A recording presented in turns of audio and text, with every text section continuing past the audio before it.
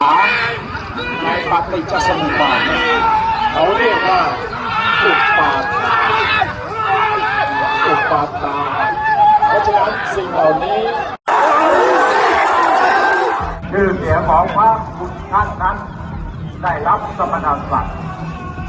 พุทธังธัมมังสังฆังอภิปูชยามิตบมือในบ้านจะไม่มาเดียวระวังให้ดีนะเขาตบมือเรียกเพื่อนทุกสิ่งทุกอย่างเหล่านี้ก็ขอฝากเอาไว้ก็สิ่งต่างๆเหล่านี้เราเชื่อแน่นะครับว่าสิ่งที่เราได้รับเข้าถึงตัวตนของเราสารที่จำหน่ายสารคู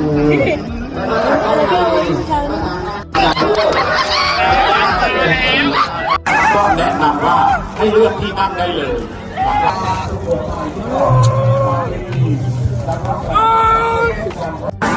ก็เป็นจุดสบายให้เราทุกท่านได้เข้าถึงท่านที่เราขายคือสี